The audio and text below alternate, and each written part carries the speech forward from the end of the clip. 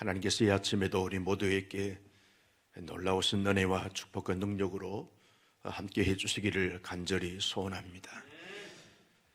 계속해서 잠언서에서는 지혜자와 어리석은 자를 대조 비교하면서 끊임없이 지혜로운 자가 되어야 한다 하는 것을 말씀해 주고 있습니다.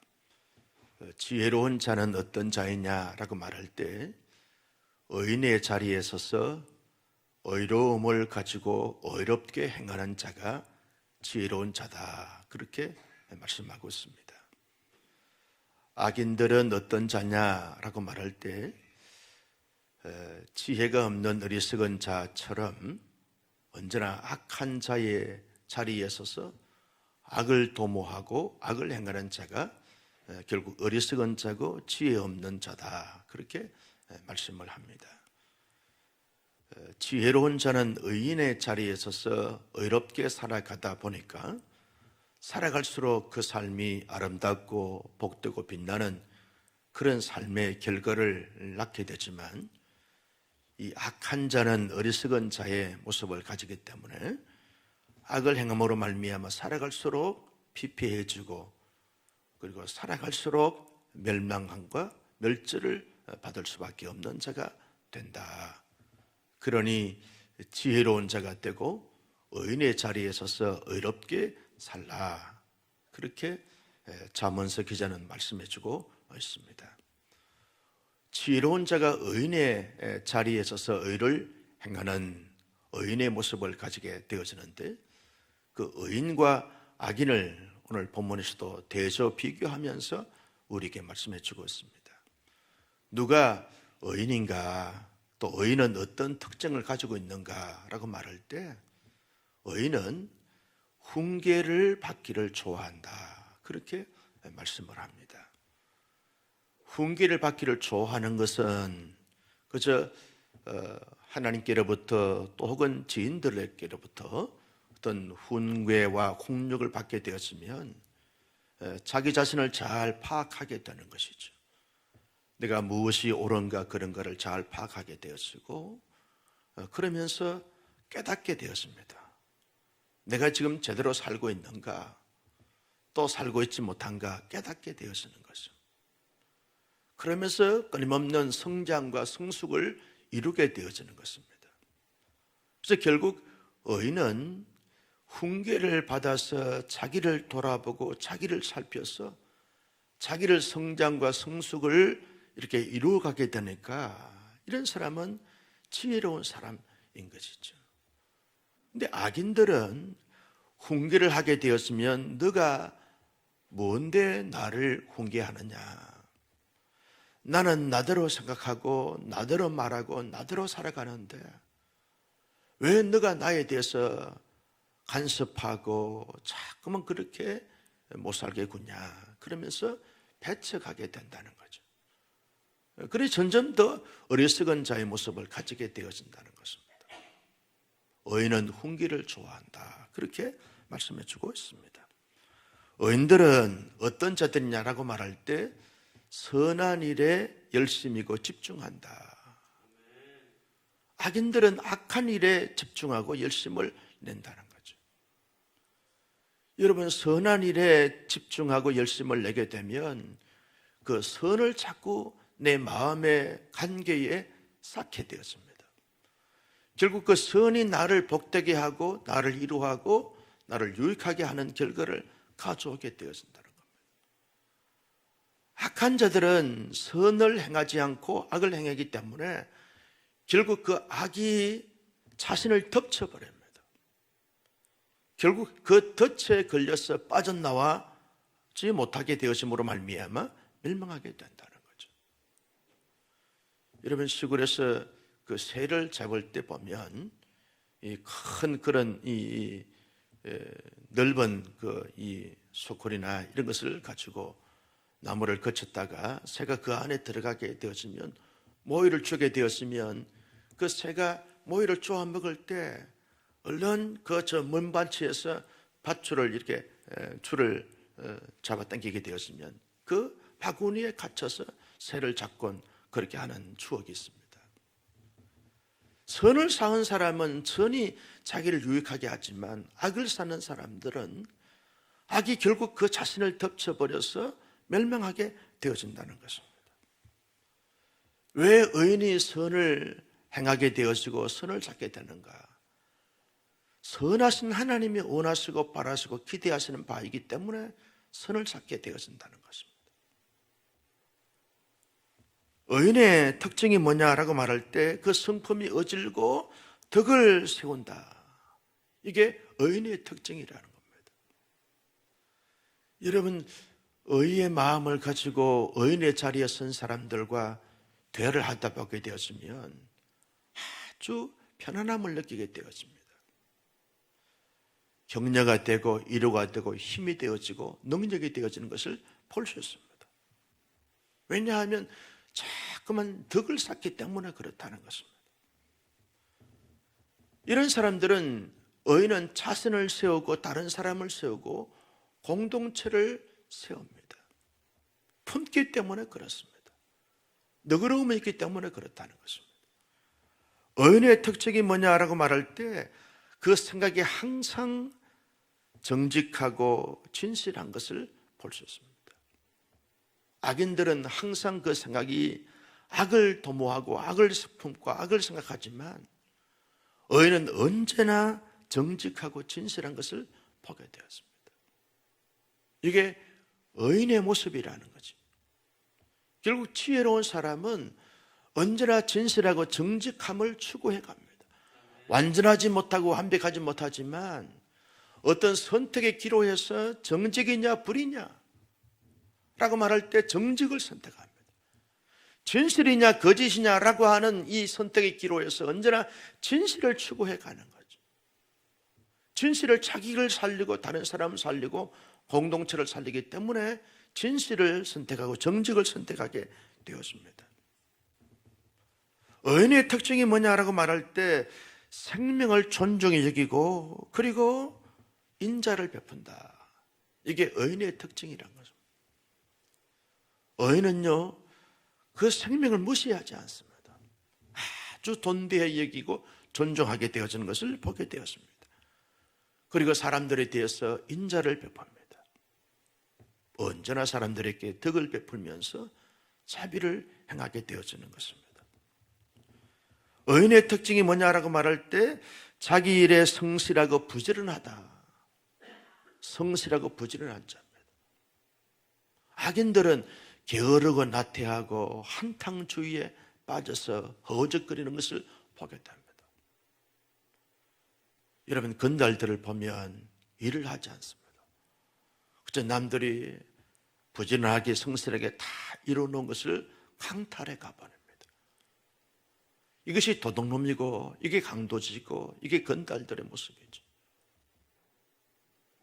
그러나 의인들은 그저 자기에게 맡겨진 거리에 대해서 성실하고 진실하고 최선을 다하여 그렇게 모든 것을 추구해 갑니다.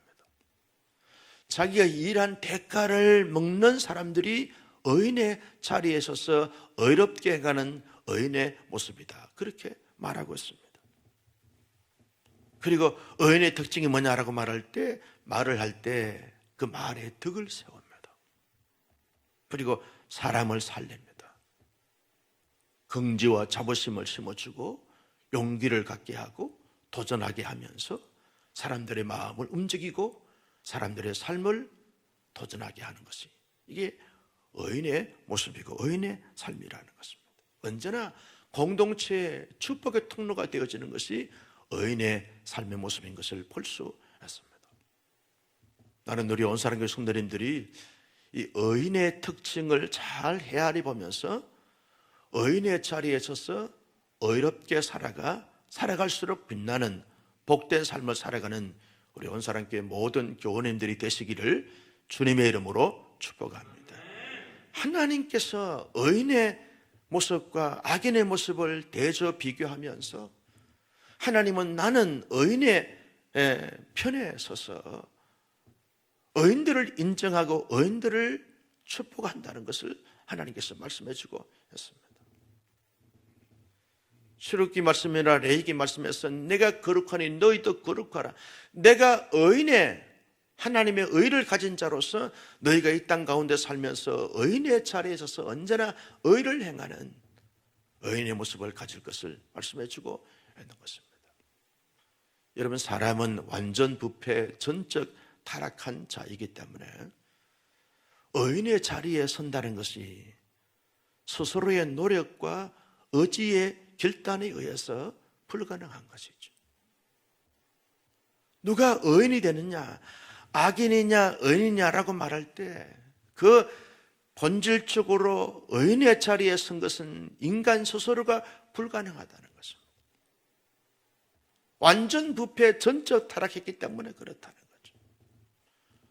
완전 부패, 전적 타락한 인간이 생각할 때 그 생각이 다 악한 것이죠. 부패한 것이죠. 생각이, 마음이 부패한 자들은 실제의 행동과 삶에서도 살아갈수록 부패하고 타락한 것으로 나타날 수밖에 없다는 것이죠. 그래서 로마서 3장 20절 이하의 쭉 말씀을 묵상해 보면 누가 의롭게 되어진 그 의인이 되느냐, 주 예수 그리스도를 믿음으로 말미암아 의롭게 되어진 그 의인이 되어진 것이다 라고 말씀해 주고 있습니다. 저와 여러분들은 예수 그리스도를 나의 구주로 이미 믿고 영접함으로 말미암아 하나님의 자녀가 된 줄로 믿습니다. 하나님의 자녀는 의로운 자의 신분을 가지고 있습니다. 저와 여러분들은 의로운 자예요. 아무도 우리를 정죄할 수 없습니다. 왜? 예수를 믿음으로 말미암아서 의인의 자리에 서 있는 자가 되기 때문에 그렇다는 거죠. 우리의 신분은 지금 현재 하나님 앞에 간다 할지라도 의인의 반열에 서 있는 자, 어떤 행동을 하고 행동을 하지 않고에 따라 의인의 자리냐 악인의 자리냐가 아니라 예수 그리스도를 믿음으로 말미암아서 우리는 의로운 자가 됐습니다. 하나님이 인정하시고 우리 자신이 인정해야 되고 공동체가 인정해 줘야 하는 것입니다. 믿음으로 말미암아 의롭게 된 줄로 믿습니다. 중요한 것은 믿음으로 말미암아 예수 그리스도를 통해서 의롭게 되어진 의인의 자리에 선 우리 하나님의 사람들이 이 땅 가운데 살면서 언제나 그 마음이나 생각이나 삶에서 의를 추구하면서 살아가야, 이게 지혜로운 자라는 것입니다.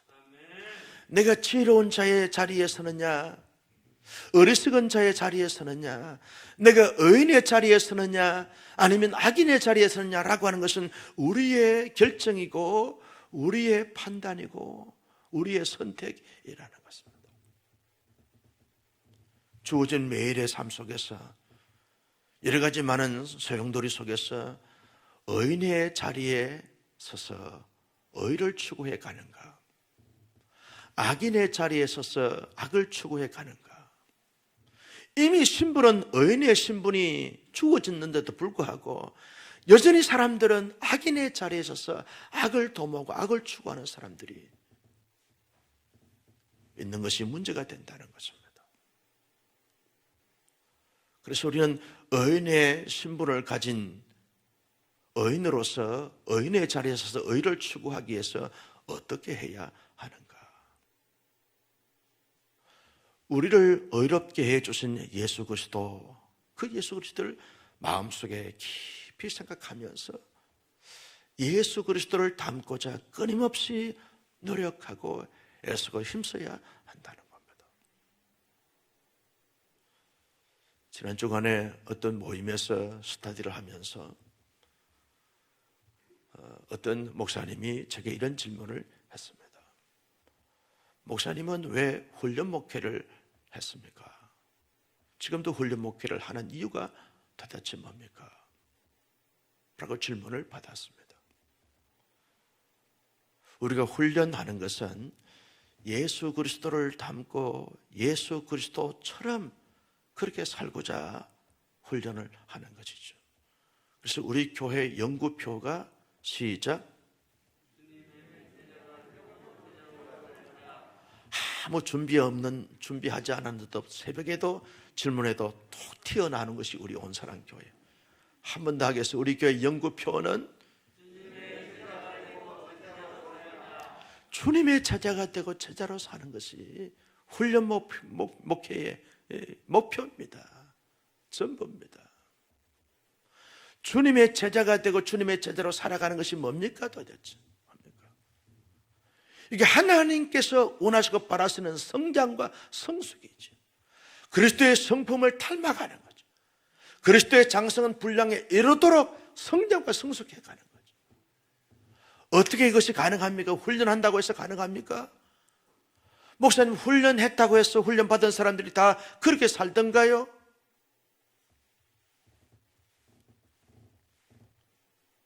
훈련받지 않는 사람들에 비해서 훈련받은 사람들이 그래도 그리스도를 더 많이 생각하고 더 닮고자 노력하고 애쓰는 모습을 보기 때문에 훈련 목회를 지금도 하고 있노라고. 이런저런 대화를 나누다가 자신도 자신의 목회를 한번 생각해 봐야 되겠다고.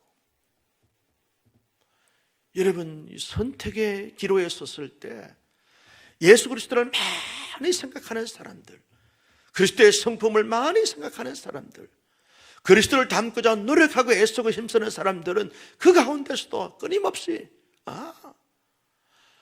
예수 그리스도께서 이 땅 가운데 사실 때 보여줬던 말씀을 통해서 우리에게 말씀해 주셨던 그 말씀을 마음의 신비에 새겼으니까 더 노력하고 더 애쓰고 더 힘쓰게 된다는 거죠. 생각하고 힘쓰고 노력하다 보면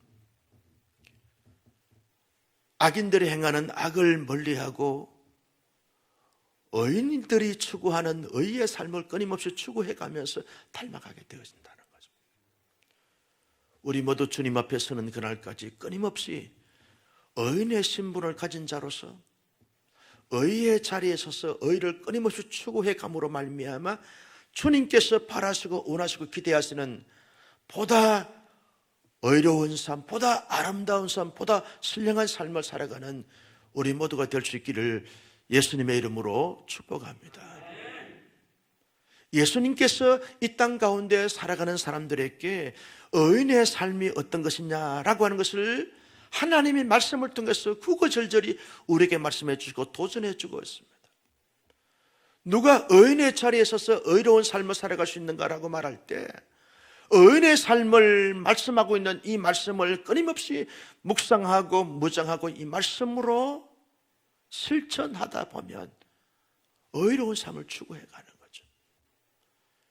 우리가 모두가 잘 알고 있는 하나님의 말씀 디모데후서 3장 16절 말씀은 모든 성경은 하나님의 감동으로 된 것으로 교훈과 책망과 바르게 함과 의로 교육에 유익하니 이는 하나님의 사람으로 온전케 하며.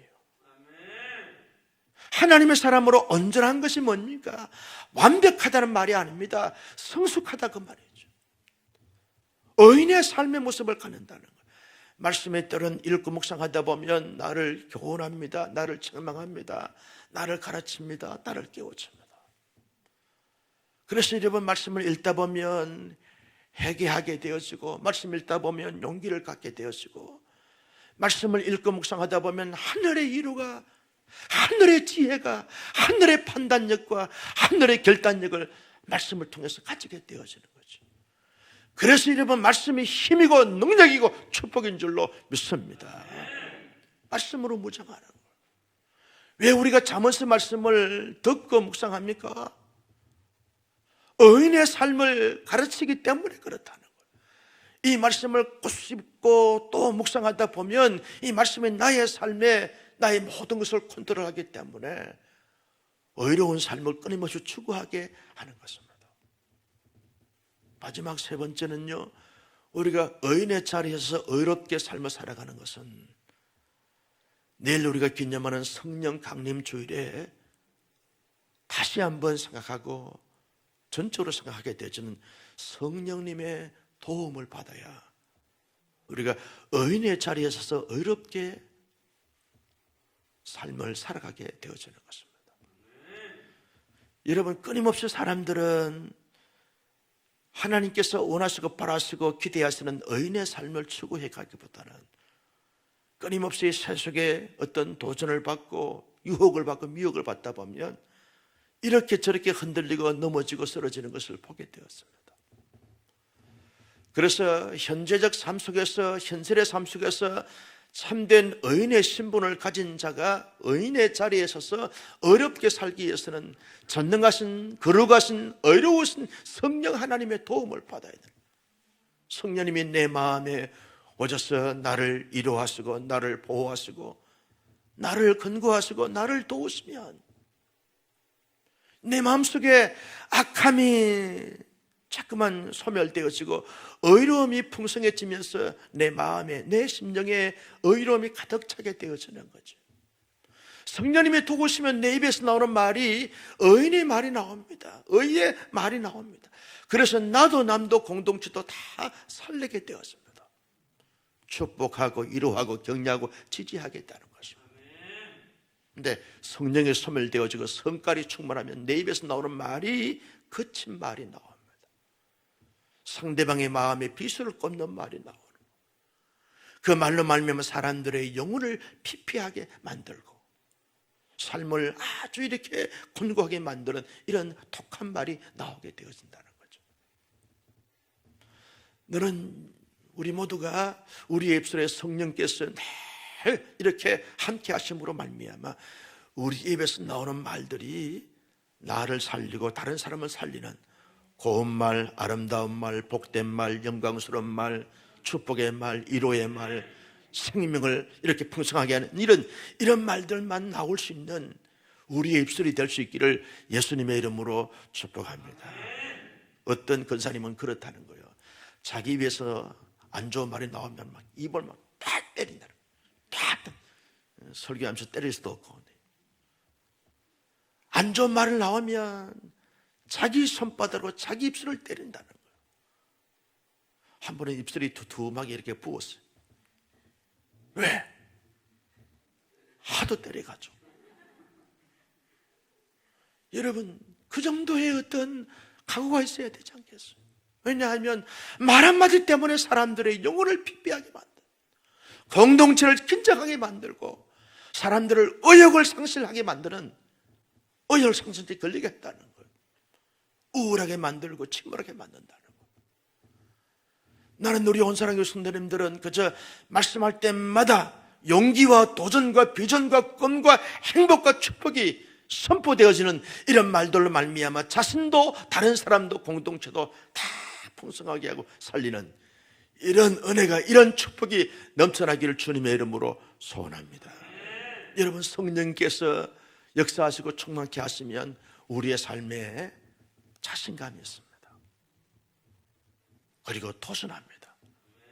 그러면서 사람들을 섬깁니다. 세웁니다. 모든 것을 감당합니다.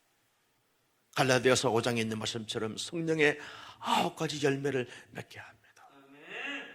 여러분, 의인의 삶이 뭐냐라고 말을 한마디로 말할 때 갈라디아서 5장에 나오는 성령의 9가지 열매를 맺는 삶이, 이게 여러분 의인의 삶의 모습이라고 할 수 있습니다. 사랑과 희락과 화평과 오래 참음과 자비와 양선과 충성과 온유와 절제, 하나님과 관계, 다른 사람과 관계, 자신 스스로의 관계를 아주 선량하게, 아주 의롭게, 아주 복스럽게, 아주 풍성하게 이렇게 만들게 되어지는 것이 성령의 9가지 열매입니다. 인격적인 열매이죠. 능력이 아닙니다. 기적이 아닙니다. 인격적인 열매입니다. 의인의 삶은요, 언제나 인격적인 삶에 있어서 예수 그리스도의 장성한 분량에 이르는 삶인 것입니다. 어떻게 가능합니까? 성령께서 도우시고 역사하시고 능력을 베풀어 주시면 우리 모두의 삶에도 가능할 줄로 믿습니다. 이 아침에 간절히 간구함으로 말미암아 성령께서 우리 마음에, 우리 심령에 부어주시고 채우시고 넘치도록 허락해 주시기를 예수님의 이름으로 축복합니다. 존귀하신 아버지 하나님, 주신 말씀을 마음속에 새겼습니다. 이 말씀을 따라서 이 말씀대로 살아갈 수 있는 신실한 하나님의 사람들이 다 되게 하여 주옵소서. 의인의 자리에 서게 하시고 의인의 삶을 추구하게 하시고 의인의 삶의 열매를 나타내며 보여주며 증거하며 살아갈 수 있는 의인들이 다 되게 하여 주옵소서. 악은 그 모양이라도 떨쳐버릴 수 있는 결단력을 하나님께서 허락하여 주셔서 추호도 악인의 자리에 서서 악을 행하는 자들이 되지 않도록 은혜 위에 은혜를 더하여 주옵소서. 의롭게 해주신 예수 그리스도를 깊이 묵상하고 마음에 품고 우리의 마음에 언제나 주인으로 모시고 그 주님의 지휘와 통치와 다스림을 받게 하시고 하나님의 진리의 말씀으로 무정하고 성령의 도움을 받아서 매 순간마다 의인의 삶의 모습을 가지는 의로운 자들이 다 되게 하여 주시옵소서. 하나님께서 의롭게 해주신 그 의를 이렇게 가리는 자들이 아니라 빛내는 자들이 다 될 수 있도록 은혜 위에 은혜를 더하여 주옵소서.